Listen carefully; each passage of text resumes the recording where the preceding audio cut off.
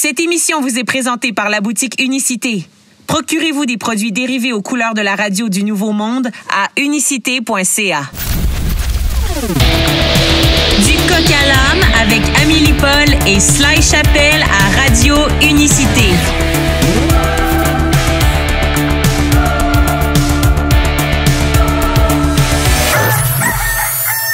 Bon lundi après-midi, 7 novembre aujourd'hui, c'est le lendemain de ma fête et c'est spécial, je retrouve pour la première fois depuis son opération mon co-animateur, Monsieur Paul. Comment ça a été ton opération?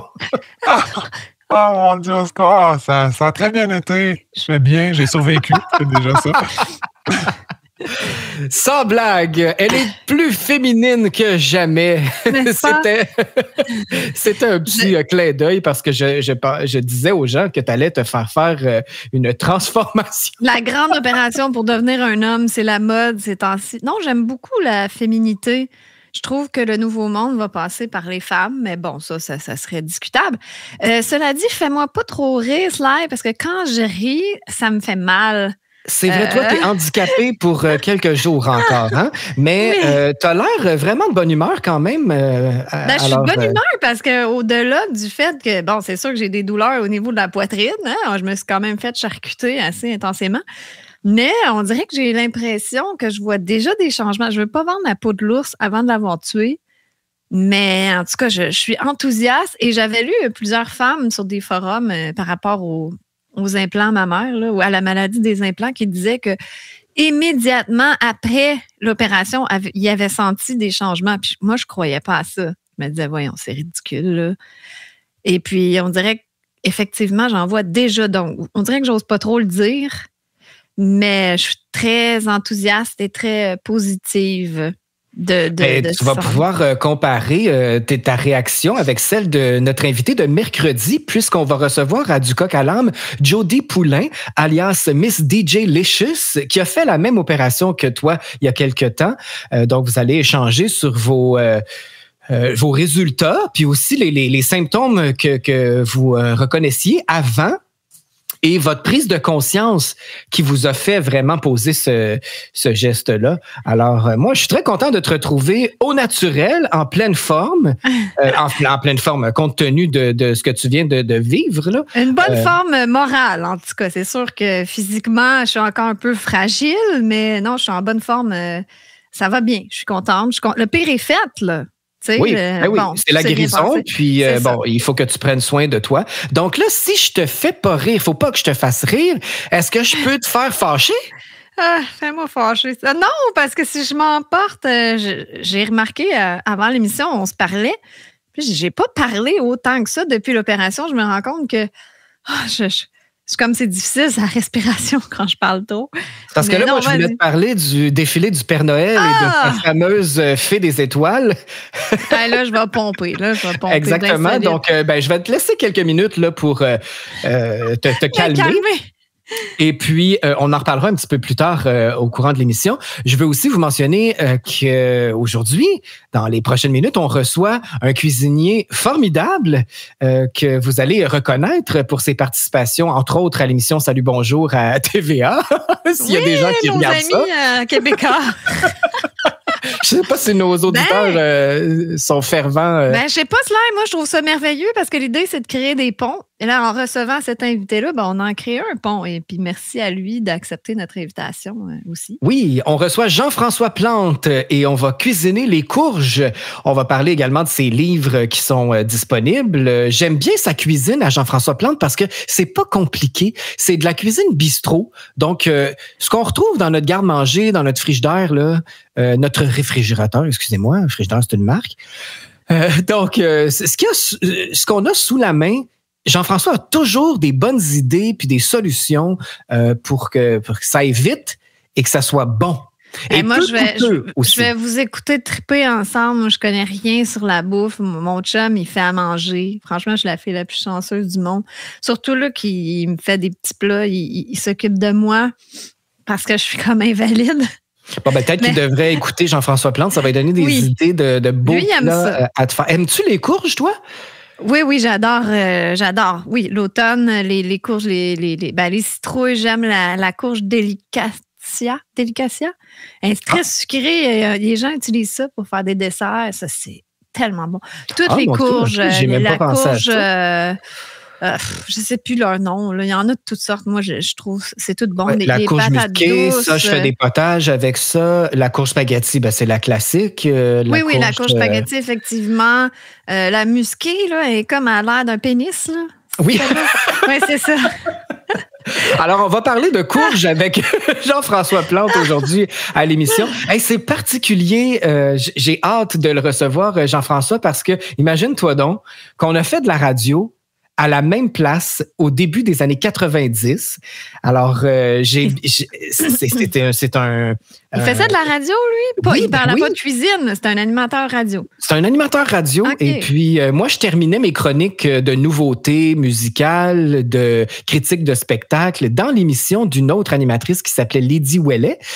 Et Jean-François, lui, c'était l'émission d'après. Donc, on se croisait tout le temps. Et j'ai une photo de ces deux-là, Lydie et Jean-François, au début des années 90. Il faudrait que je lui demande la permission de la poster sur tu peux la mettre sur la page de Facebook. Unicité. Oui. Alors, je suis très excitée de le recevoir parce que je le connais depuis des années et on va bien s'amuser. On va parler musique un peu. Et évidemment, c'est un animateur de radio, donc on va parler musique, mais on va parler surtout cuisine. Il a l'air d'un chic type. J'ai hâte de le connaître. Il est beau bonhomme en plus. Oui, tout le monde le reconnaît quand on parle du bel homme aux cheveux frisés. Là. Ses cheveux font énormément parler. Il ne doit pas être célibataire, ce gars-là. Aucune idée. Je connais pas tellement sa vie privée. En fait, on s'est perdu de vue depuis plusieurs années, mais on a renoué. Il y a pas si longtemps, on s'est croisés dans un lancement, puis là, on a ressassé nos souvenirs de radio. Alors, c'était bien agréable. Puis, je suis très content de discuter cuisine avec lui. J'ai déjà suivi une de ses formations.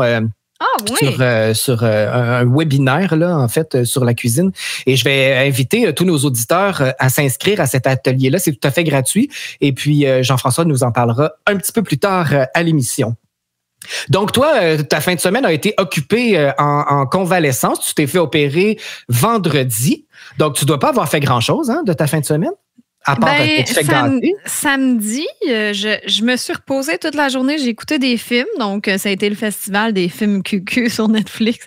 J'ai pas fait des découvertes incroyables. Là. C'était des films, j'appelle ça écoutables, là, que juste assez bons pour que tu veuilles l'écouter au complet. Parce que moi, ça m'arrive des fois des films tellement plates que j'arrête. Là, je ne suis pas capable de poursuivre. Donc, c'est déjà bon signe si je suis allée au bout.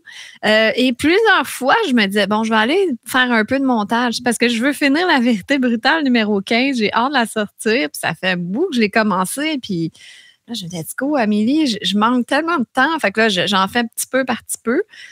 Mais quand je restais trop longtemps assise devant mon ordinateur, je me sentais pas bien, comme si j'avais envie de perdre connaissance, là. Mais tu sais, comme une baisse de pression. Donc, je suis restée étendue à écouter des films. Dimanche, hier, j'ai fait un petit peu de montage. J'ai avancé un petit peu. Je me sens bien. Je sens que je reprends du mieux rapidement.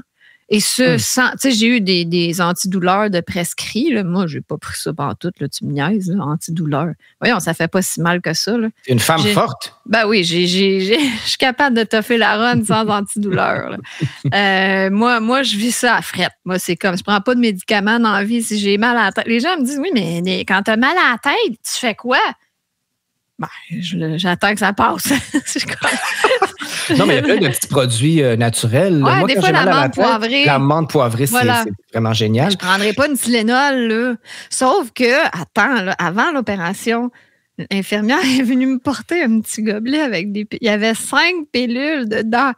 Là, elle dit, tiens, prends ça. Je suis comme, attends un peu, là. Moi, je prends jamais de pilules. Là. C'est quoi que tu me donnes là?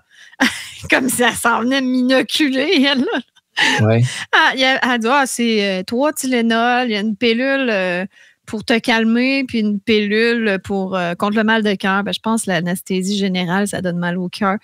Là, je suis comme, oh my God, j'ai pris ça, mais j'étais buzzée tête, là. Moi, avec ça, je prends jamais rien. Alors, ça a été une expérience intéressante. À ne pas refaire. Non, moi, mon expérience avec les hôpitaux et les chirurgies et les médecins était terminée. Mais en fait, ça faisait partie du processus, non seulement pour revenir à la santé, mais je me suis dit, je vais le faire maintenant, avant que tout parte en couille dans la société, ou si jamais ça part en couille, puis que, je sais pas, là, ça prend des passeports un passeport carbone pour se faire opérer, ou je sais pas trop quoi. Bon, alors c'est fait. Ça va être fait. J'aurais plus jamais à aller là, à dealer avec les hôpitaux. Ma carrière est terminée au niveau des hôpitaux. À moins que j'ai un accident, là. On s'entend, là, je suis pas folle. Là. Ouais, là, quand même, c'est inévitable. Non, mais mais comme on est pas créateur, je suis créatrice. Exactement, ne te crée pas ça. Je ne me créerai pas d'accident quelconque. Voilà. Ben moi, c'était ma fête, comme tu le sais. Tu as quand même eu assez d'énergie pour me souhaiter bonne fête. J'étais content de voir ton message. Je me suis dit, elle va être KO jusqu'à la semaine prochaine. Mais finalement, ben non, j'ai eu un beau message de toi la journée même. Alors, j'étais content. C'était dimanche, ma fête. Oui, hier. Dimanche, je commençais déjà à reprendre du mieux. C'est parce que je dors pas très bien, parce que je dois dormir sur le dos. Puis je viens que j'ai mal dans le dos. Comme si tu n'as plus de position, c'est spécial, je dors pas bien. Comme cette nuit, je me suis réveillée, j'étais allée m'étendre sur le divan. Mais là, j'allais mieux déjà un petit peu. Ben, j'ai pas bien dormi cette nuit.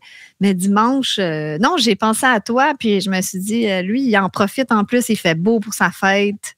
C'était quel timing merveilleux. En fait, je crois que je n'ai jamais connu une fête aussi chaude de toute mon existence. J'ai eu 46 ans et je pense qu'il n'y a jamais fait aussi chaud un 6 novembre. Puis même le 5 novembre, moi, je me suis fait un souper raclette avec ma famille et on a été se promener en short, en T-shirt dans la forêt. Wow! C'était extraordinaire. D'habitude, il neige à ma fête, ou en tout cas, il fait vraiment froid. Là, il fait plus froid que ça. Alors, j'ai été vraiment, vraiment gâté. La seule chose, c'est que, bon, j'ai eu un soin énergétique, un soin quantique. Ça, c'était vendredi. Vendredi, ouais. OK. Que ma cousine Mélanie Chaussé m'a offert. Et c'est assez bouleversant.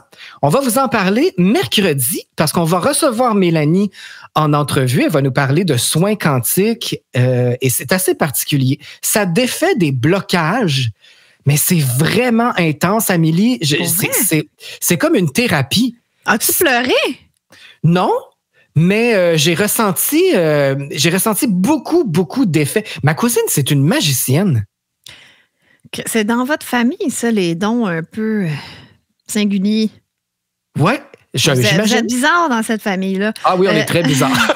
Mais je connaissais pas ça. Moi, je pensais que c'était un genre de massage. Mais l'aspect quantique, je sais pas qu'est-ce que ça fait de spécifique, mais j'ai hâte d'en entendre parler. Surtout, j'ai hâte de savoir ce que ça t'a fait parce que tu m'as dit en fin de semaine que ça avait brassé des trucs, que ça travaillait. Écoute, j'étais étourdi, j'étais comme sur... Je ne sais pas si je peux décrire ça comme ça, mais entre deux plans, est-ce que tu me comprends? Est-ce que j'étais pas sûr d'être tout à fait là? Pourtant, elle fait un ancrage à la fin du massage parce que, bon, on vit beaucoup de choses. Donc, avant de quitter, elle nous fait un ancrage. Elle travaille aussi avec les chakras, donc elle fait le tour des chakras. C'est vraiment, vraiment passionnant, mais ça fait beaucoup d'effets. Alors, je m'attendais pas à autant d'effets que ça. Et comment tu te sens là, lundi? Je me sens quand même bien. Je me sens bien, mais je me suis reposé aussi en fin de semaine. J'aurais peut-être pas dû prendre autant d'alcool. Ben là, c'est ça, j'allais dire, t'as pas dû te reposer. Moi, me reposer, ça veut dire être zen et... grano, là.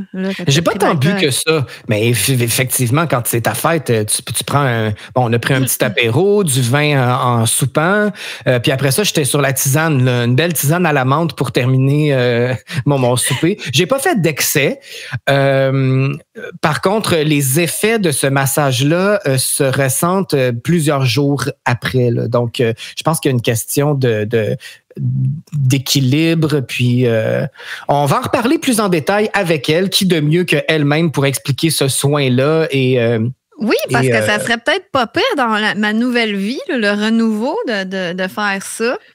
Ben là, l'ayant vécu, moi, je le conseille à tout le monde, c'est certain. Là, c'est vraiment pour ceux qui veulent avancer dans leur vie, qui sont pris avec des patterns, des blocages, c'est vraiment, vraiment formidable. Elle est située où, ta cousine? À Saint-Richelieu. À Saint-Jean, t'as dit? Oui, Saint-Jean-sur-Richelieu. OK. Ah. Saint-Jean-sur-Richelieu, c'est bien. Bon, moi, ça ne me dérange pas de me déplacer. C'est pour un soin exceptionnel. Ça vaut vraiment le détour. C'est quand même près de Montréal, près de Granby, près de...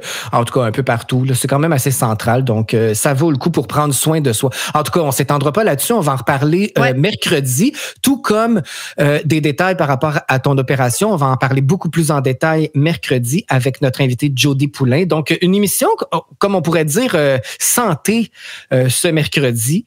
2 sujets différents, mais pour le mieux-être. Alors, ça va être très élevant, notre émission de mercredi. En même temps, c'est important de lancer l'alerte, là, entre guillemets, en quelque sorte, par rapport à ça. Oui, vous êtes en mission, là. Oui, parce que je pense que c'est encore la mode, là, les femmes qui se font poser des implants. Et en plus, par rapport à le mouvement LGBT, puis les trans, puis les hommes qui deviennent des femmes, eux, ils n'ont pas le choix de se faire poser ça. Ils n'ont pas le choix. La plupart qui font le changement de sexe, ils doivent se faire poser des implants, j'imagine, mais c'est une catastrophe. Je ne suggérerais pas ça à mon pire ennemi, là, je suggérerais pas ça à... Bon, j'ai pas vraiment d'ennemis. J'essayais de trouver quelqu'un de drôle à dire, là, mais à Justin Trudeau. Si Justin Trudeau voulait changer de sexe, je dirais non, fais-toi pas poser d'implant. Blague ratée. Non, blague ratée. Mais voilà, non, franchement, là, si vous considérez ça, mesdames, endurez vos petits seins, c'est pas mal mieux. Je vous le garantis. C'est important parce que la médecine n'en parle pas de ça, là. C'est un bon racket, mais ça rapporte beaucoup aussi. L'industrie de la chirurgie esthétique, c'est beaucoup de bidou aussi. Mais non, moi, mon chirurgien, d'ailleurs, n'en pose plus des implants. Donc, il est cohérent dans sa pratique. Il ne fait que les retirer. Je sais que c'était un critère pour Jody aussi lorsqu'elle s'est fait opérer. Alors, vous allez bien vous entendre, vous deux, mercredi à l'émission. Donc, pour laisser de la place à notre invité, Jean-François Plante, aujourd'hui, on va aller en musique avec justement une chanson que je te dédie. Alors, étant donné que tu récupères beaucoup plus vite que je pensais, je t'offre This Girl is on Fire. Ouais! Avec Alicia Keys à Radio Unicité. On revient tout de suite après. Je pense que ça te convient bien, cette chanson-là, aujourd'hui. Je suis en feu! Non, Girl on Fire, Alicia Keys. Juste pour toi, Amélie. Sly, je pense que le fait que je fais des jeûnes intermittents, moi, je prends un repas par jour. Je fume pas, évidemment. Je bois pas. Je prends pas de médicaments, de drogue ou quoi que ce soit. Je suis assez grano. C'est bien plate. Parce que, oui, je suis très plate, mais la vie m'avait, justement, à cause des implants, je crois que c'était à cause de ça, à suivre. Mais ça m'obligeait à être très, très disciplinée par rapport à mon alimentation.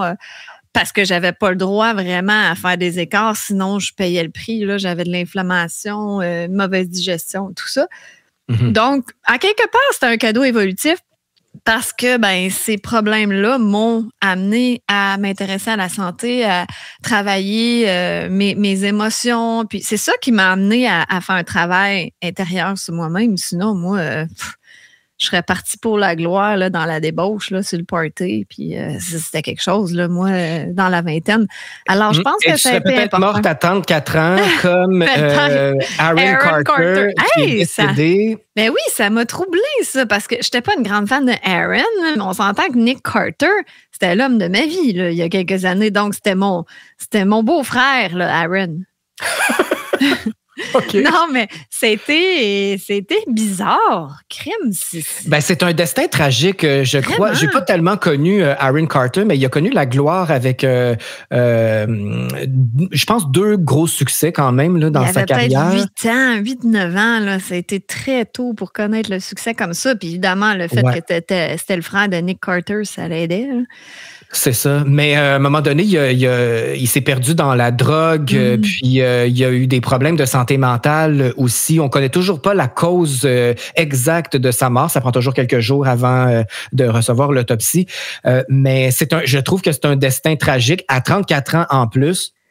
Mais tu sais, le gars, il avait des problèmes, puis tu voyais juste, il y avait des tatous d'en face. Tu sais, quand t'es rendu à te faire tatouer d'en face, là, c'est parce que ça va pas, là. Et malheureusement, il y avait eu un petit gars, Prince. Ben oui, 11 mois. Oui, c'est triste pour lui. Alors oui, c'est triste. En fait, c'est triste. Comme je dis, moi, je trouve que c'est un destin tragique. Là, oui, mais je pensais que le fait d'avoir eu un fils, peut-être, tu sais, souvent, c'est ça qui remet les idées en place, puis les hommes changent à partir de là. Je me disais, non, il va apparemment, il était schizophrène. Alors, à un moment donné, je pense que ta qualité de vie n'est plus vraiment intéressante. En tout cas, je ne poserai pas de jugement, mais dans un article, j'ai lu qu'il y avait beaucoup de problèmes de santé mentale. Donc, tu n'es plus vraiment toi-même. Tu souffres constamment. Alors, je ne sais pas. Il a été retrouvé dans sa baignoire. Alors, est-ce un suicide? Est-ce un malaise cardiaque? Une overdose? Peut-être moi, j'ai tweeté que je pensais que c'était peut-être un mélange d'overdose avec la mort subite de l'adulte suite aux injonctions gouvernementales. Tu sais, peut-être que ça n'a pas aidé dans le cocktail.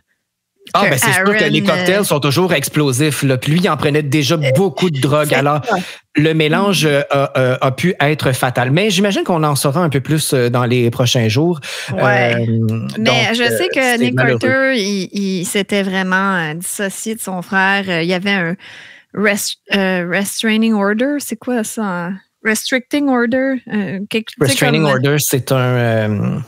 j'ai oublié le terme. Quand que tu peux pas... Ben là, on l'entend pas en français, ça. Les Québécois, on n'est pas débiles de même. Tu sais, quand tu peux pas t'approcher de quelqu'un, là, fait que lui, il pouvait pas s'approcher de Nick et de sa famille. C'est ça. Donc, quand tu es rendu à ce niveau-là, c'est parce que ça va pas, là, tu sais.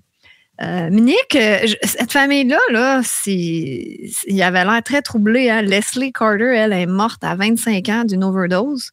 Je pense que c'était en 2012. Ça fait que c'était encore récent pour la famille, là, le traumatisme. Oui.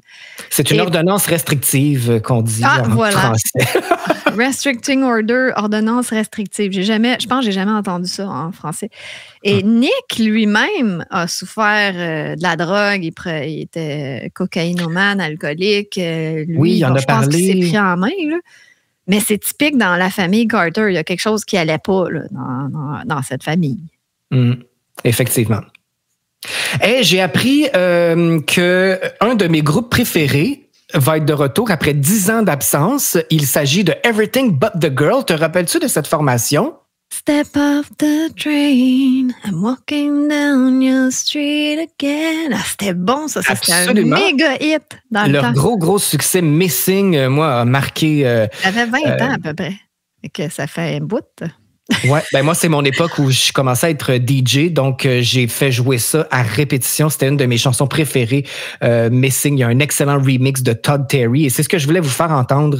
Missing, remixé par Todd Terry, Everything But the Girl. En attendant leur retour, nouvel album très, très attendu. J'adore ce duo-là pour leur originalité, pour leur son particulier. Alors, voici Missing et au retour, restez avec nous. Jean-François Plante va nous parler de courge à Radio Unicité. C'est tout un honneur de recevoir aujourd'hui à l'émission du Coq à l'âme un cuisinier que j'adore, que je connais depuis plusieurs années. Alors, moi, j'aime bien le titre qu'il s'est donné. En fait, c'est le titre qu'on retrouve sur son site Internet. C'est un créateur culinaire. Il s'agit de Jean-François Plante. Bonjour. Bon après-midi, Jean-François. Salut. Merci. Merci de l'invitation. Merci de la belle présentation. Ça me fait plaisir de te retrouver à la radio. Ben oui. Hey, Amélie, savais-tu ça que je connais depuis au moins 30 ans? Mon Dieu, ça vous rajeunit pas, ça? Non, vous avez commencé à quel âge à faire de la radio? Quoi? Vous aviez 12 ans? On n'a pas l'air de ça, hein? Wow, regarde ça, c'est les grandes séductrices, va. Ben là, vous avez l'air deux petits genoux. Non, mais franchement, je suis honorée de t'avoir, Jean-François. Merci d'avoir accepté l'invitation. Puis d'autant plus que moi, je connais rien à la cuisine. Je suis pourrie. J'ai un chum qui me fait à manger. Je suis vraiment pathétique, là. Donc, moi, il y a quelqu'un qui te fait à manger, c'est déjà ça. Oui, effectivement. Mon chum, il y a un resto, donc lui, je vais lui dire d'écouter l'émission. Je pense qu'il va être très intéressé. Et moi, j'aurais peut-être intérêt à t'écouter et suivre tes formations, mais bref, on va en parler plus tard. Ce que j'aime de Jean-François, c'est que c'est une cuisine simplifiée. C'est une cuisine qui s'apprête au bistrot. Tu sais, c'est toujours convivial. C'est vraiment le fun. C'est un peu démystifié. On n'est pas besoin d'être un grand chef pour cuisiner à la maison puis recevoir aussi entre amis. En fait, il y a beaucoup de grands chefs qui ont fait pendant longtemps à croire aux gens qu'il fallait être un grand chef pour cuisiner, alors que c'est tout à fait faux. Ça prend pas un énorme talent pour cuisiner, ça prend juste un petit peu d'essai et d'erreur, de l'instinct, de s'amuser avec ça et avec des ingrédients qui sont accessibles. Moi, je travaille toujours avec des ingrédients qu'on retrouve partout à travers le Québec, en supermarché d'abord. Tu sais, maintenant, les supermarchés regorgent de produits extraordinaires. Puis à chaque fois que je crée une recette, je pense toujours, est-ce qu'ils sont capables de trouver cet ingrédient-là en Abitibi? Est-ce qu'ils sont capables de trouver ça au Saguenay? C'est important pour moi que les gens puissent trouver les ingrédients que je leur propose pour composer leur recette. Puis ça ne nous en prend pas beaucoup de choses pour faire de bonnes recettes. Puis c'est ça. Effectivement, c'est une cuisine quotidienne. Une cuisine bistrot, pour moi, c'est ça. C'est une cuisine qui est savoureuse, simple à faire, accessible, économique la plupart du temps et qui sent bon puis qui goûte bon. C'est tout ce qui compte. T'aimes travailler avec les produits locaux? J'aime beaucoup travailler avec les produits locaux, mais j'en fais pas une religion. Tu sais, on vit quand même au Québec, là. On va se le dire. C'est le fun des fois d'acheter des produits qui viennent d'ailleurs en plein hiver pour sortir un peu de la morosité. Mais c'est vraiment le fun aussi de faire la fête des produits locaux quand ils sont accessibles, quand ils sont bons. Ça nous oblige aussi à être créatifs. Alors oui, c'est un mélange des deux, mais le plus possible, les produits locaux, qu'ils soient travaillés ou non. Évidemment, les produits gourmets qu'on fait ici maintenant sont extraordinaires. Fait que c'est pas du tout une pénitence de travailler avec les produits locaux. Tu y vas plutôt avec le plaisir des sens, là, pas nécessairement avec Absolument. des dogmes, produits locaux ou santé ou bon, toi Exactement. Moi, c'est le plaisir des sens. C'est bien résumé. Tu sais, et souvent les gens me disent vous devriez faire, Monsieur Plante, de la cuisine santé. Puis je leur dis toujours, moi, je fais que de la cuisine santé. C'est pas parce qu'il y a de la crème, du beurre. Que c'est pas de la cuisine santé. C'est pas de la cuisine minceur, mais c'est de la cuisine santé. Tant qu'il y a du bonheur. Produits. Tant qu'il y a du bonheur, c'est bon. Alors, moi, c'est ce que je préconise, le bonheur. En plus, tu es un artiste, parce que là, comment tu t'es défini tout à l'heure? Un créateur... Créateur culinaire. Créateur culinaire. Pour moi, c'est un artiste gourmand, de la bouffe. Oui, ben c'est ça. J'essaie de... Écoute, je dois avoir 2000 recettes là, à mon actif à travers les magazines, les livres de recettes que j'ai faits. Alors oui, j'ai pas le choix de me définir comme créateur culinaire parce que j'en ai fait pas mal de recettes au cours de ma vie. Là, on est à l'automne. Alors, moi, ce que j'aime, c'est de travailler avec des ingrédients de saison. Puis là, c'est le temps des courges. Ouais. Au début, je tripais pas vraiment sur les courges. Je trouvais que c'était un peu plate. Puis là, je vois tes recettes passer de ce qu'on peut faire avec les courges. Puis, mon Dieu, que ça a l'air délicieux. En fait, moi, de te suivre sur les réseaux sociaux, je salive tout le temps. Et ça me donne des idées de, bon, qu'est-ce qu'on fait pour souper? Alors, j'aimerais ça que on parle un peu de courges, mais juste avant, je ne peux pas recevoir un animateur de radio sans parler musique. En fait, on a fait de la radio, pas ensemble, mais on se croisait les fins de semaine du côté de Granby, parce que c'est là que j'ai commencé. Et je trouvais ça drôle de le souligner. Parce chef. Que à Chef Radio, ben oui, la défunte... Chef Radio? Oui. C'est vrai. C'était prémonitoire. C'est quoi que j'avais jamais fait le lien? Tu vois? Jamais du tout. Bon, ben, on vient de découvrir Jean-François. Ça a forgé ton avenir. Tout est dans tout. Ouais. Mais Jean-François, ça, c'était pas ta première expérience du côté de Granby. Tu as fait de la radio ailleurs au Québec et pendant de nombreuses années. Oui, j'ai commencé en fait à Saint-Hyacinthe, à CFEI Saint-Hyacinthe. Avant ça, j'ai fait de la radio communautaire à Châteauguay également. Je suis allé 1 an en Abitibi. Je suis revenu à Granby et j'ai travaillé pendant 12 ans en Rock Détente également. Alors, là, tu te déplaçais comme ça partout pour des postes à la radio? Oui, quand je travaillais à Saint-Hyacinthe puis à Granby, ça allait bien. Là. J'allais juste faire mon quart de travail, je revenais. Mais quand je suis allé faire de la radio en Abitibi, je suis allé vivre là 1 année. Pour vraiment vivre une immersion là, totale et que j'ai adoré d'ailleurs. Ça a été très formateur. D'ailleurs, s'il y a des gens de l'Abitibi qui m'écoutent, je vous embrasse. Vous êtes des gens formidables. On les aime, les gens de l'Abitibi. Est-ce que tu avais déjà commencé à amener de la cuisine dans tes émissions? Moi, en fait, j'ai étudié en sciences politiques pour devenir journaliste. J'ai étudié en communication. Et pendant mes études, j'ai ouvert des restaurants parce que j'étais un passionné de cuisine. Alors, j'ai fait ça. Après ça, je me suis un petit peu détaché des études. Puis là, j'ai vendu mes restaurants pour retourner étudier plus particulièrement en communication. J'ai fini mes études en communication et là, je me suis mis à faire de la radio, un peu de journalisme, etc. Et évidemment, comme dans toute chose dans la vie, les choses finissent par se croiser, se marier. Puis là, je me suis dit, hey, pourquoi je ne ferais pas de la cuisine? Pourquoi je ne deviendrais pas un communicateur de plaisir de la table? C'est ce que je suis devenu au fil du temps et à la télé, à la radio. Donc. Moi aussi, c'est ma formation. Tu as étudié où en communication? Ben, j'ai étudié à l'UQAM et j'ai étudié, c'est vrai? Ouais. Et j'ai étudié également, comment ça s'appelle? Promédia, que vous connaissez probablement, qui est une célèbre école. Ça se marie bien, ces deux formations-là. Ouais, absolument. Effectivement. Pas juste le bac en com, on dirait que ça ne te permet pas nécessairement d'être devant. Tu sais, on dirait qu'il manque un petit quelque chose. Il manque un peu de côté pragmatique. Oui, c'est cela. Ouais, exact. Effectivement. Donc, mais moi, je veux juste, avant d'aller à la chanson, je veux juste dire que moi, j'ai un côté très artistique aussi.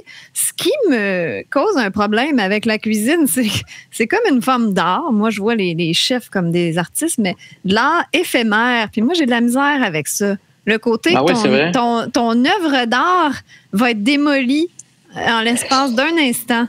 Et c'est terminé. Moi, c'est ce qui rend ça extraordinaire, en fait. Hein? Puis, permets-moi de te corriger. Moi, je trouve pas que c'est de l'art. Je trouve que c'est de l'artisanat, la cuisine. On est plus des artisans que des artistes. Oui, il y a peut-être 10, 15 artistes de la cuisine dans le monde là, qui font des choses vraiment extraordinaires. Mais la plupart du temps, on fait de l'artisanat, on est des artisans. Et ça, je défends ça parce que ça me permet de dire aux gens que tout le monde est capable de faire ça. Parce que si je me considère comme un artiste puis que j'essaie de vous expliquer que je suis un artiste puis que c'est vraiment de l'art faire de la cuisine, ça vous déconnecte du fait de faire à manger. Alors que si je vous dis, hey, c'est de l'artisanat, c'est un hobby, on peut s'amuser avec ça puis tout le monde peut y arriver, ça rapproche les gens de la cuisine. Ça rend ça plus accessible. Ça rend ça nécessairement plus accessible. Et c'est pour moi un artisanat extraordinaire parce que tu fais plaisir aux gens instantanément. Le voir dans le regard des gens quand ils prennent une bouchée de ce que tu as fait et leur regard s'illuminer de bonheur, ben, c'est ce qui fait que c'est un grand bonheur que de faire à manger. Mon Dieu, tu me fais plaisir. Tu as juste à prendre une photo de ton art, comme ça, il va être immortalisé, puis là, tu le dégustes après. Tu le mets sur Instagram, c'est correct. Ouais, voilà. Exact. Voilà. Ouais. Jean-François, avant justement de cuisiner les courges, parce qu'on est à l'automne, j'aimerais ça qu'on aille en musique à Radio Unicité. On aime ça demander à nos artistes invités leur coup de cœur musicaux. Et là, tu me replonges dans les années 80 avec ton choix. On écoute Kate Bush. Et pourquoi cette chanson-là qui a marqué les années 80, c'est Running Up That Hill? Ben, en fait, j'écoutais beaucoup cette chanson-là. J'aimais beaucoup Kate Bush quand j'étais plus jeune. Et vous savez, la fameuse série américaine sur Netflix, Stranger Things, qui ramène aux années 80 tous les personnages, ben, évidemment, ça a connu un immense succès. Et cette chanson-là de Kate Bush a été introduite à plusieurs reprises dans la série. Et là, il y a toute une nouvelle génération qui ont découvert Kate Bush. Et moi, ça m'a ramené aux années 80 et au plaisir tout simple d'écouter ça avec mon Walkman de l'époque. Ton Walkman Sony jaune. Oui, exactement. Bon, ben, on va retrouver notre Walkman, histoire de quelques minutes. On écoute Kate Bush avec Running Up That Hill à Radio Unicité en compagnie de Jean-François Plante. Et au retour, on cuisine la courge. Je trouve que c'est une chanson qui vieillit bien. Quel bon succès de Kate Bush, Running Up That Hill, suggéré par notre invité aujourd'hui, Jean-François Plante, le cuisinier célèbre, le créateur culinaire que tout le monde aime. Et Jean-François, je trouve ça drôle parce que quand je parle de toi à soit des amis ou des gens de mon entourage, c'est le cuisinier avec les beaux cheveux. Les cheveux frisés. Hein? Moi, j'ai dit c'est le cuisinier qui est beau, là. Moi, c'est ça que j'ai dit. Merci. J'ai pas parlé des cheveux. J'ai parlé de l'ensemble de l'œuvre. Dans tous les cas, c'est des gentils compliments. Mais oui, c'est vrai que mes cheveux, les gens souvent me reconnaissent avec mes cheveux frisés. C'est une marque de commerce. presque, si tu veux. Oui, ça fait quand j'étais jeune, je couchais avec une tuque sur la tête pour les défriser, mais ça fait longtemps que je fais ça. Sérieux? Ça, c'est drôle. Quoi, c'était pas la mode dans ce temps-là, il me semble. Je sais pas. C'était la mode des permanentes à cette époque. Tu sais, quand t'es jeune, hein, tu veux toujours ressembler à quelqu'un d'autre que toi-même. Ça, c'est vrai. Jean-François, c'est l'automne. Et puis l'automne, je sais pas, moi, j'ai comme un regain d'énergie au niveau de la cuisine. Je trouve que c'est plus fun de cuisiner l'automne. Hein, l'été, c'est les terrasses. On se laisse gâter. On va un petit peu plus au resto puis tout ça. Mais l'automne, en fait, c'est la saison des récoltes. Alors, tout ce qu'on a semé dans nos jardins, tout ça, c'est le temps de récolter. Puis là, on fait des mets extraordinaires. Je voulais qu'on parle des courges parce que moi, ça me fascine, ces grosses affaires-là, les citrouilles, je sais pas, c'est beau à voir. Mais je tripais pas tellement parce que je trouve que ça a de la saveur, mais je savais pas quoi faire avec ça. Et toi, tu as plusieurs idées et il y a une variété de courges. Il y en a absolument. tellement. En fait, la courge a été longtemps la mal aimée parce qu'on s'en servait pour faire des décorations d'Halloween. Et la plupart des gens jetaient la citrouille puis ils la goûtaient pas. Pendant longtemps, on a fait de la soupe à la citrouille, de la tarte à citrouille, souvent avec de la pâte à citrouille qu'on achetait en canne, qui était super sucrée. C'était pas particulièrement bon. Et c'est comme toute chose, hein, on apprend à cuisiner les choses. On a fait souvent bouillir les choses, trop cuire les viandes, les légumes. C'est la même chose pour la courge. Maintenant, on apprend à marier les saveurs. On apprend aussi à découvrir chacune des saveurs qui se cachent derrière la nombreuse variété de courges. Je pense à la petite delicata qui est verte à l'extérieur, jaune à l'intérieur, qui est vraiment suave. Je pense à la butternut. Oui, absolument. À la butternut qui, elle aussi, est sucrée. Elle est comme un coucher de soleil jaune éclatant. C'est magnifique. La citrouille elle-même est très, très bonne. D'ailleurs, c'est drôle parce que je me souvenais pas qu'on allait faire un truc sur la courge, mais il me restait de la citrouille que je suis en train de faire rôtir au four. Là. Ça sent super bon parce que je vais me faire une purée de courge ce soir pour accompagner mon repas. Une purée comme des patates pilées, ça? Comme des patates pilées, mais je fais d'abord cuire ma chair de citrouille au four. Parce que ce qu'il faut comprendre, c'est que ça contient quand même pas mal d'eau. Et le problème, souvent, c'est qu'on fait cuire les courges dans l'eau. Alors, de l'eau dans l'eau, ça donne de l'eau. Ça donne du goût fade. Alors que si on touille ça dans un peu d'épices, on touille ça dans un peu d'huile, qu'on fait cuire au four, on exacerbe les saveurs, on concentre les goûts, on fait évaporer l'eau et ça donne quelque chose qui est vraiment super intéressant à la base. Puis à partir de ça, on peut faire un tas de choses. J'ai fait la semaine dernière à Salut Bonjour une courge spaghetti façon carbonara. C'était franchement cochon, là, avec la crème, du pecorino, des lardons. J'ai fait rôtir au four avec les lardons dedans pour donner du goût encore. C'était super bon, c'était vraiment intéressant. C'est exactement ce qui m'a inspiré l'émission d'aujourd'hui sur la courge parce que j'ai trouvé ça original. Fait que là, j'ai donné cette commande-là à mon copain. Là. Mon chum est en charge de me faire une courge à la carbonara façon Jean-François Plante. Alors, c'est beau les couleurs. C'est beau. Que ça donne. Est-ce qu'il y a des courges qui sont propices à un type de plat? Comme quand on pense, mettons, au potage, est-ce qu'il y a une courge en particulier qui est meilleure pour un potage? Non, honnêtement, moi, je vous dirais que d'abord, goûter à la courge elle-même en la faisant, comme je vous disais, rôtir au four un petit peu. Tu en prends un bout de chair, tu la fais rôtir 1 heure, tu la touilles avant sel, poivre puis un peu d'huile et tu y goûtes comme ça. Et à partir du moment où tu goûtes à quelque chose, c'est drôle, les gens ne se font pas confiance, mais tu sais, on mange 3 fois par jour depuis qu'on est né. On en a-tu mangé des affaires dans la vie, là? Fait qu'on devrait être capable de savoir, ça goûte quoi? Ça me fait penser à quoi? Ça se marie à quoi? Donc, honnêtement, les seules limites, c'est votre propre créativité et toutes les courges sont compatibles avec à peu près tout. Mais c'est sûr qu'il faut garder en tête que ça a un goût subtil, un goût légèrement terreux et un peu sucré. Mais c'est loin d'être des mauvaises nouvelles, c'est que des bonnes nouvelles. Et quand on les apprête avec attention, c'est nécessairement bon. Mais Jean-François, moi, c'est mon cas. Je l'ai dit, je suis pas très bonne en cuisine, mais J'adore les courges. Moi, je pourrais me nourrir que de patates et de courges. Oui. Les patates, on a ça en commun aussi. Moi, les patates normales, là, mais patates douces.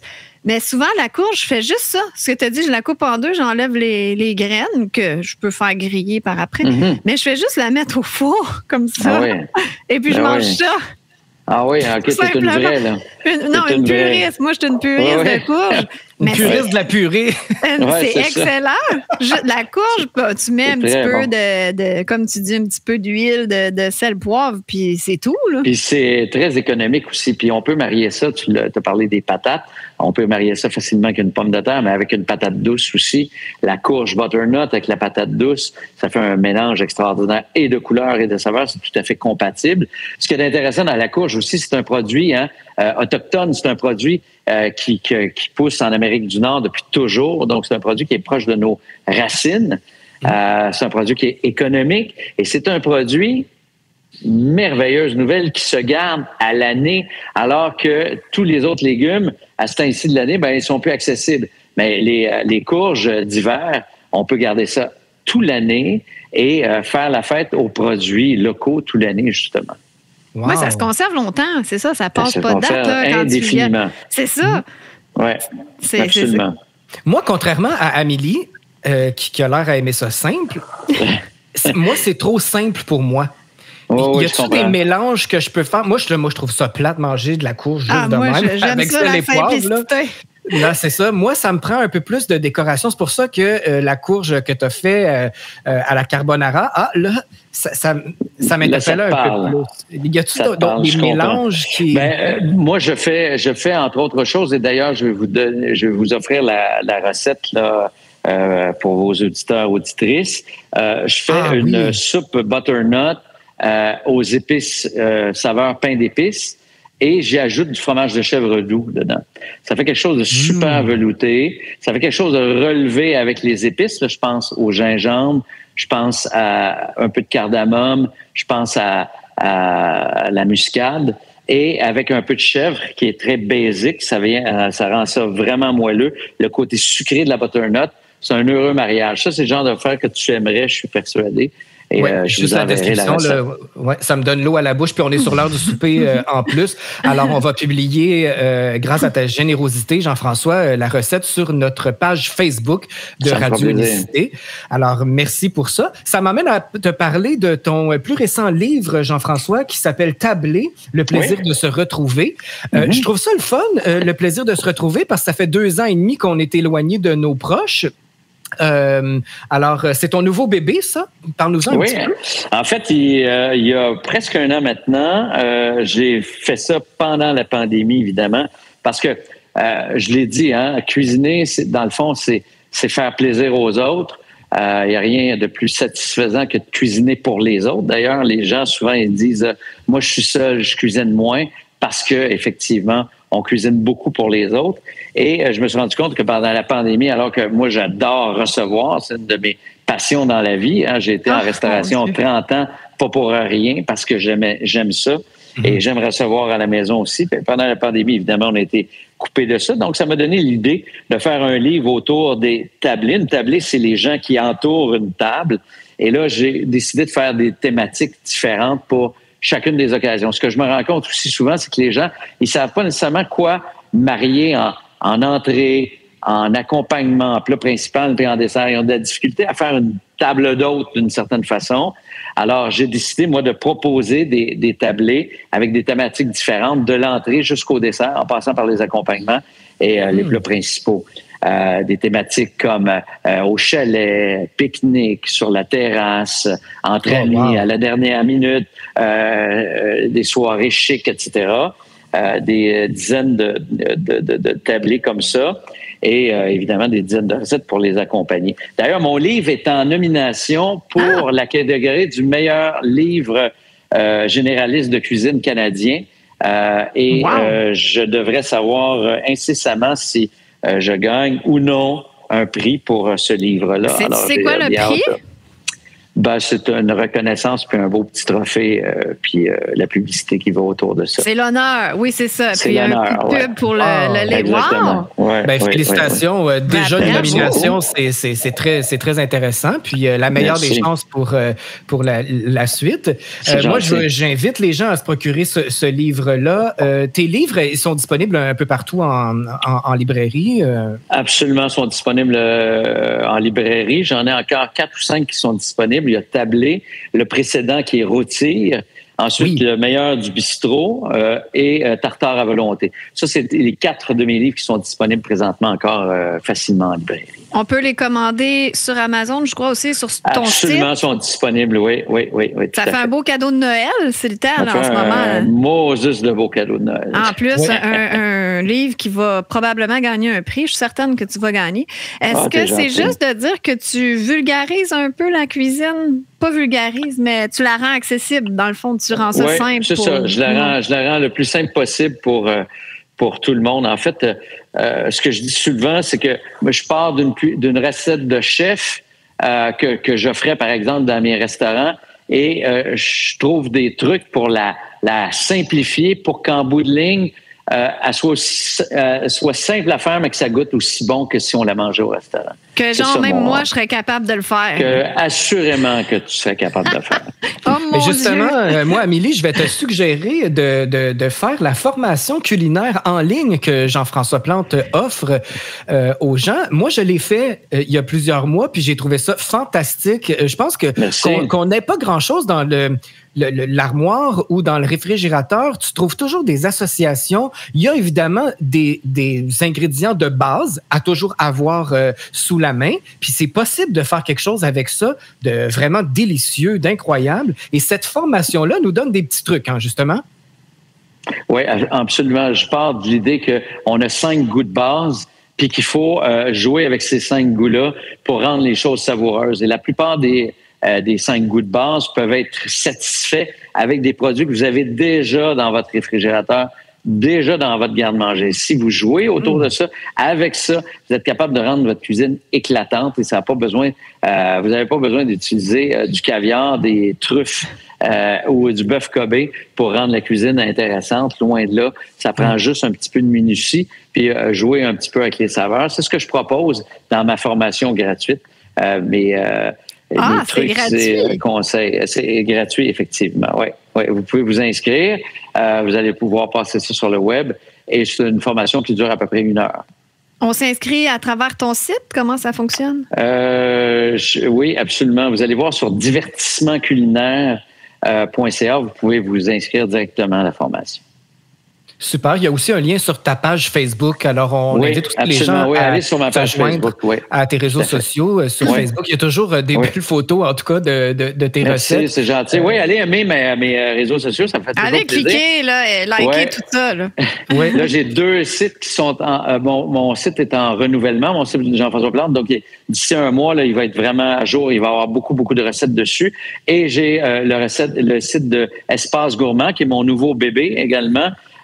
Qui est mon atelier culinaire où je crée mes recettes, je photographie mes recettes, je donne des ateliers virtuels et en présentiel également. Alors, ça aussi, il y aura tous les détails sur le site qui est on peut pas dire en construction, mais en aménagement. En évolution. En évolution, alors, il est déjà en ligne, jean-françoisplante.ca pour ton site. Et sur les réseaux sociaux, Jean-François Plante, allez aimer la page de Jean-François. Je vais mettre les liens sur notre page Facebook aussi pour bien diriger les gens. Jean-François, ça a été un plaisir d'être avec toi, de parler de bouffe. Ça nous donne faim, justement. Alors, bon appétit à tout le monde qui nous écoute en fin de journée comme ça. On va se quitter avec un autre de tes choix musicaux. Et cette fois-ci, c'est la colorée Lisa Leblanc. Je pense que tu l'apprécies. Oui, tu la connais personnellement aussi? Non, pas du tout. Non, je la connais pas du tout personnellement, mais j'aime beaucoup ce qu'elle fait. Je la trouve colorée, évidemment. Je trouve qu'elle a une personnalité unique et un sens du rythme et de la mélodie extraordinaire. Et qu'est-ce qu'on écoute comme chanson? Qu'est-ce que tu as choisi? Et je me souviens pas du titre, tu l'as devant toi, là, je te l'ai fourni. Je me souviens plus du titre. Je regarde ça à l'instant, oui, c'est parce que c'est une chanson que je connaissais pas. Vous avez plus le titre. Oui, c'est ça. Ben non, mais je la connaissais pas celle-là, donc je vais la découvrir avec toi. C'est sur le dernier album Chiac Disco. Oui, ça, en ce moment, en fait, moi, j'écoute beaucoup Pourquoi faire aujourd'hui ce qu'on peut faire demain. Oui, elle joue en rotation à la radio. Je l'entends des fois. Oui, mais là, Jean-François a choisi Entre toi puis moi puis la corde de bois. Oui, absolument. Et c'est d'ailleurs un ode à la paresse. Un peu comme la chanson Pourquoi faire aujourd'hui ce qu'on peut faire demain. C'est un peu dans la continuité, tu vas voir. C'est très rythmé. T'as pas l'air d'un gars paresseux, Jean-François. T'as l'air plutôt d'un hyperactif, très productif, un peu genre TDAH, là, tout le temps on the go, non? Tu m'as très bien défini. Alors, t'es même pas capable de t'asseoir. C'est le premier qui fait une entrevue avec nous debout.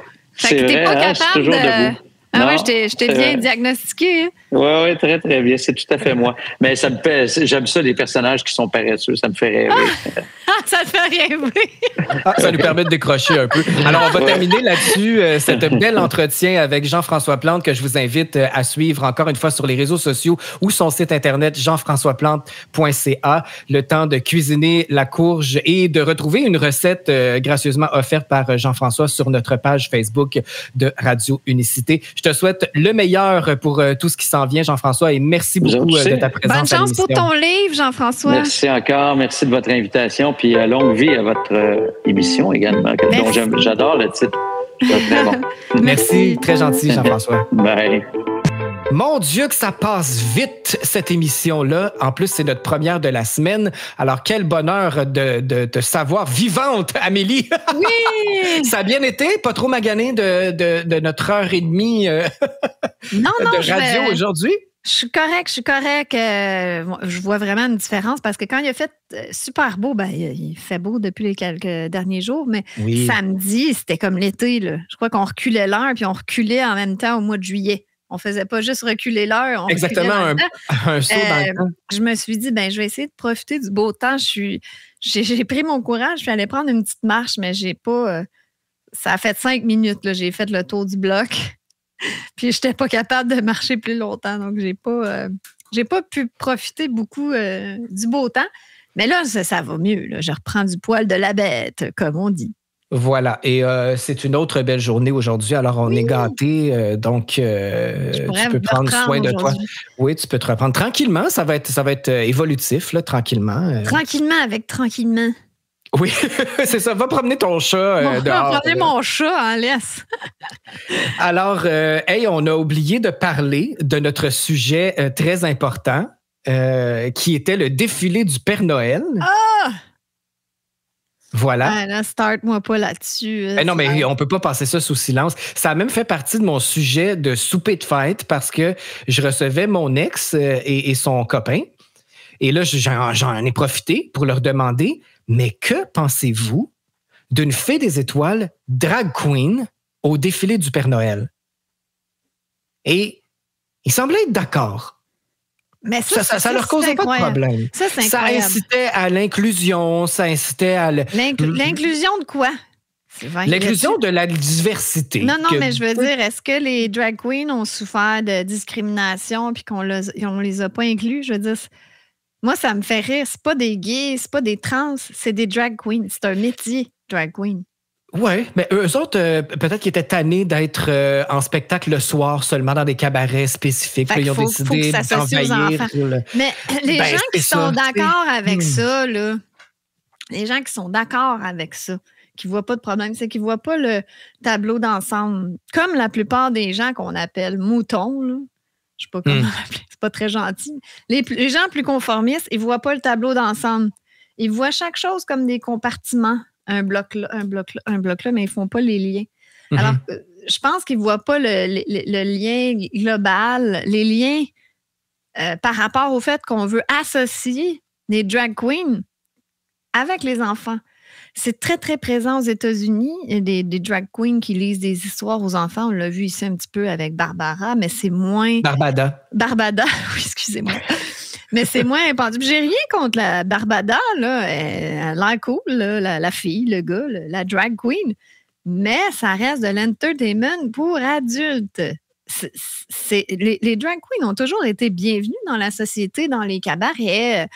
Il y a eu RuPaul dans les années 90 qui a eu des gros succès. Il y en a eu des drag queens ici. Là. C'était qui? C'était pas Marjo. Voyons. Mado Lamotte. Mon Dieu, il te manque d'éducation drag queenienne, toi, là. C'est parce que c'est pas, de un, c'est pas trop ma tasse de thé. De deux, c'est l'anesthésie qui joue dans mes cellules. Ah oui, bon, t'es toute pardonnée. Mais ça Mado, Mado, la drag queen. Elle avait du succès. Alors, on peut pas dire qu'elle était discriminée ou qu'elle était mise de côté, mais quel est le rapport des drag queens avec les enfants? Il y en a pas. Toi, tu as un problème avec le fait qu'ils s'adressent à des enfants, c'est ça? Sinon, en fait, Mado Lamotte a été à Claire Lamarche, a été à Christiane Charette en direct. Elle a été partout, plein de plateaux de télé. Elle animait des bingos au festival Juste pour rire. C'est parfait, ça. Juste pour rire, c'est très familial. Ça, c'est parfait. Donc, tu as un problème avec une drag queen qui s'adresse aux enfants. Explique-moi ça. Mais drag queen, en partant, ça a une connotation sexuelle. C'est un homme qui se déguise en femme. Donc, à quelque part, c'est un petit peu fétiche sexuel. Il y a quelque chose qui le turn on de se déguiser en femme.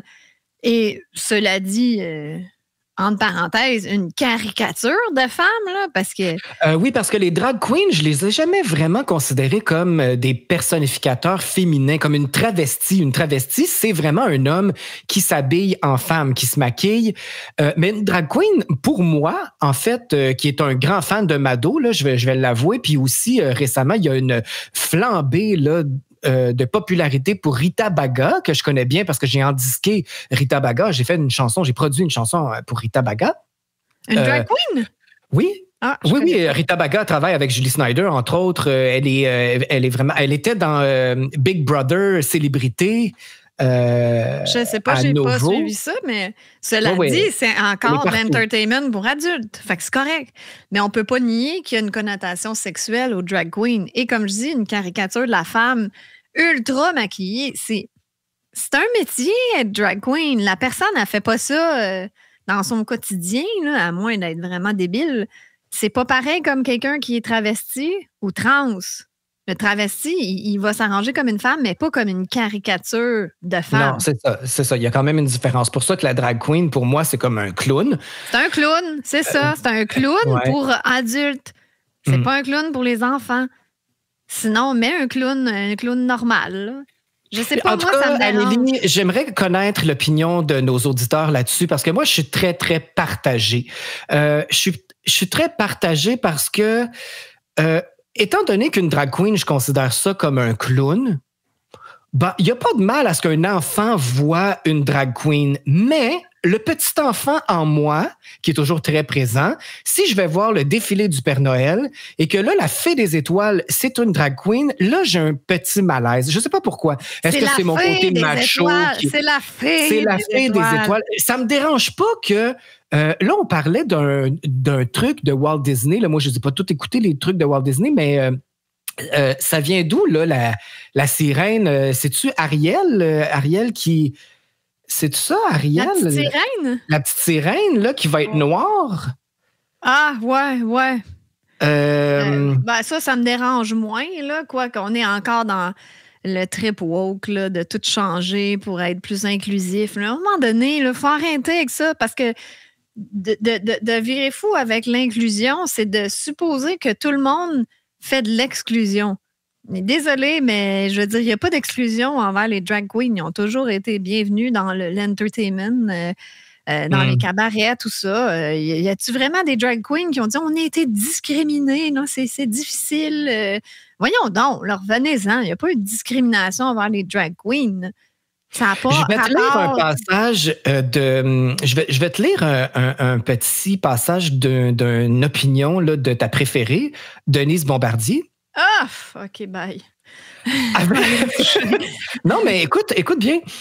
Avec cette idéologie d'inclusion et de diversité, ne soyons pas surpris si d'ici quelques années, nous voyons un Père Noël plus mince, plus efféminé et qui sait, peut-être en maillot de bain, en fourrure synthétique, évidemment, assis dans un char allégorique du défilé où le rôle de la Fée des Étoiles sera réservé à l'homme.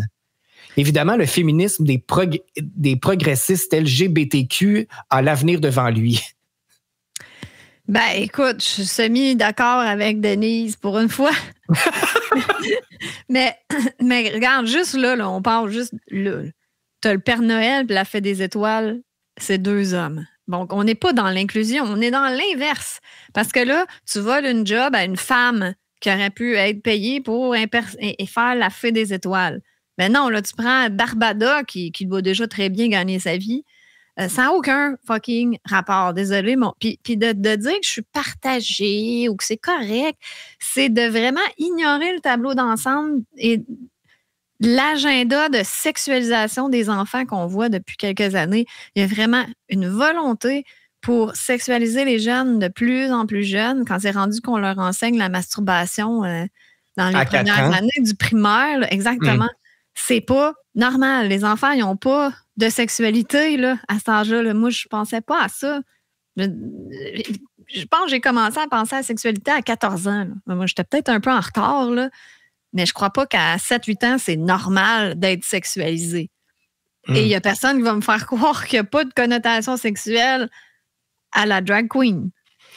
Alors, nos chers auditeurs, j'ai hâte de vous lire. Dites-nous ce que vous pensez de la Fée des Étoiles, qui est une drag queen cette année au défilé du Père Noël de Montréal. Pomper, là. Je ne sais pas si toutes les villes, les arrondissements vont emboîter le pas puis commencer à engager des drag queens pour personnifier le royaume.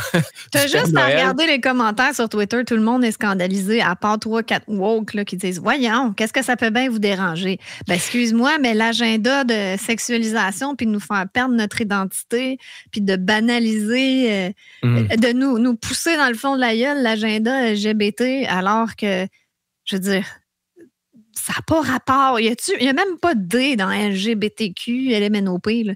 Drag queens ne sont même pas là-dedans.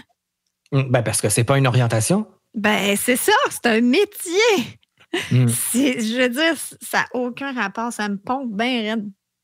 Bon, ben écoute, c'est déjà la fin de toute façon, fait qu'on va te laisser dépomper. Le temps de vous mentionner qu'il est toujours temps de devenir membre VIP de Radio Unicité. Notre party s'en vient, c'est le 1er décembre. Vous êtes invités, bien sûr, à célébrer avec nous le lancement de notre belle Radio Unicité. C'est également notre party de Noël, donc une bonne occasion de venir nous rencontrer, d'échanger ensemble, puisque vous êtes de plus en plus nombreux à nous écouter. Alors, on veut vous remercier de cette façon-là. Et d'autant plus que vous nous encouragez à améliorer notre programmation. On va faire beaucoup d'investissements au niveau de la publicité prochainement pour avoir une plus grande famille. Alors ça coûte de l'argent. Évidemment, on doit payer mensuellement notre hébergement pour notre musique, notre programmation, nos émissions. Alors, vos dons sont grandement appréciés et les bienvenus. Pour faire un don de 250 $ en tant que membre VIP, vous envoyez un virement à vip@unicité.ca avec la réponse à la question secrète lancement pour bien identifier votre virement. Je vous encourage à aller vous abonner à la page Facebook Radio Unicité. Juste chercher Radio Unicité dans la barre de recherche. Et puis, dans le haut, il y a un post épinglé pour expliquer tout ça, justement, là, pour savoir comment devenir membre VIP. Oui, et vos offres, ce que vous allez avoir en retour aussi, parce que vous avez quelques petits cadeaux, dont un T-shirt, une tasse, un rabais à la boutique Unicité et un accès à du contenu exclusif de Radio Unicité. On est en train de bâtir notre site Internet. Ça aussi, c'est des coûts. Alors, vous aidez grandement au développement de votre radio. Vous pouvez également faire un don, tout simplement, pour nous encourager à continuer si vous n'avez pas les moyens d'être VIP. Alors, votre 5 $, 10 $, 15 $, peu importe, est le bienvenu. Il y a un onglet approprié sur notre site unicité.ca pour nous encourager. Et également, vous pouvez partager nos publications qu'on fait sur Facebook et les réseaux sociaux pour nous faire connaître davantage. Parlez-en à vos amis, votre famille. Dites-leur d'aller écouter notre belle programmation musicale ou nos émissions diversifiées qu'on a à vous présenter. Ça va nous aider à nous faire connaître. Absolument. Mercredi à l'émission, on vous l'a mentionné, on va recevoir Mélanie Chaussé, massothérapeute, qui va nous parler entre autres de massage quantique. On reçoit Jody Poulain, alias Miss DJ Licious pour nous parler d'implants mammaires. Et ça va être une discussion enflammée entre Amélie et Jody parce que vous avez beaucoup de choses à dire à ce sujet-là. Jeudi, on a de la grande visite jeudi. Ça, c'est particulier. Ça risque de faire jaser. Pour moi, c'est la rencontre d'une vie, je dois le dire. Il s'agit de... Guy! Mon ami Guy! Je voulais te la laisser. Moi, je trouve ça extraordinaire parce que c'est vraiment mon ami D.S. Guy. Puis moi, je trouve ça tout le temps spécial de dire que j'ai une amie aussi proche qui a 80 ans. Parce que on peut parler à Guy comme si on parlait à quelqu'un de 30, 40 ans. Quelle belle ouverture d'esprit. Oui. J'adore cette femme. Elle est très inspirante. Elle est solide. Alors, on va parler avec elle, entre autres. J'ai tellement de choses à lui poser comme question. Mais on va souligner le jour du souvenir qui s'en vient cette semaine, mais différemment. Le 11, oui, c'est ça. Mais elle avait commencé ce mouvement-là l'année dernière pour le 11 novembre, donc le jour du souvenir, transformer ça en se souvenir de qui on est. Et puis, c'est ça, le mouvement se poursuit cette année. Donc, on l'a invité pour qu'elle puisse en parler. Voilà. Donc, on va l'avoir le jeudi pour en parler, pour que les gens puissent faire leurs initiatives le vendredi 11 novembre. Voilà, alors ça va être quelque chose de recevoir cette belle personne inspirante, Guy, jeudi à l'émission. Demain, j'ai une question pour vous, chers auditeurs. Êtes-vous vraiment, vraiment heureux? Question existentielle quand même, hein? En effet. Et sais-tu qui m'a inspiré cette émission-là, cette question-là? Brutus? Non! Ben oui, lui, il fait toujours partie de mes questionnements existentiels, mais c'est une chanson d'Olivier Dion. Te rappelles-tu d'Olivier Dion? C'est un ancien participant à Star Academy. Non, j'ai pas suivi ça, moi, Star Academy. Non, ben coudonc, moi, je dois être un fan de Star Academy. Mais tu sais, ils ont tellement été médiatisés qu'on les connaît. Je suis sûr que nos auditeurs reconnaissent ce nom-là, Olivier Dion. Sûrement. Il vient de sortir une nouvelle chanson. Vous l'entendez déjà à Radio Unicité. Ça s'appelle Vraiment. Et c'est tellement inspirant comme parole. Ça nous pousse à réfléchir. J'avais envie de vous poser cette question-là. La vie va tellement vite qu'on ne s'arrête pas, on ne prend pas le temps de s'arrêter et de se demander, est-ce que je suis vraiment, vraiment heureux? Mais tu as raison, tout va tellement vite qu'on a même, on est comme des robots, là, on accomplit nos tâches, puis on fait ce qu'il y a à faire, puis on ne se pose pas la question si on est à la bonne place dans la vie, si on fait vraiment ce qu'on veut. Tu as raison. Oui. Alors, ça va donner le ton à l'émission, mais on va également écouter des chansons qui nous rendent heureux, des chansons qui nous rendent de bonne humeur, qui nous élèvent, qui nous inspirent. Alors, on a des choix d'Amélie, quelques choix de moi aussi, et on va vous poser cette question-là, d'ailleurs, pour savoir si vous faites cette introspection-là dans votre quotidien ou quelques fois par année, hein, juste se déposer, puis faire un petit bilan, puis juste s'assurer qu'on soit à la bonne place. Mais là, je suis à l'heure du bilan parce que je vis beaucoup de transformations. Là, en ce moment, je le vis sur le plan physique et émotionnel, spirituel. Donc, je suis à l'étape de me poser cette question-là, justement. Bon, ben alors, on prendra le soin de se poser mutuellement la question demain à l'émission. J'aimerais remercier encore une fois notre invité aujourd'hui, Jean-François Plante, qui a été très généreux. Donc, vous pouvez participer à ces webinaires, ces formations. Et on vous encourage à vous procurer ces livres également. Oui, aussi. C'est toujours le fun de se laisser inspirer. Tu sais, quand on ne sait pas quoi faire à manger, puis on a telle affaire dans le frigidaire, on ne sait pas comment l'agencer, tout ça. Ben, Jean-François, c'est un maître de la situation. Il a une cuisine tellement simplifiée. Oui, des tout-ski, il est bon là-dessus. Des tout-ski. Il est bon, mais c'est pas quelque chose qui m'arrive.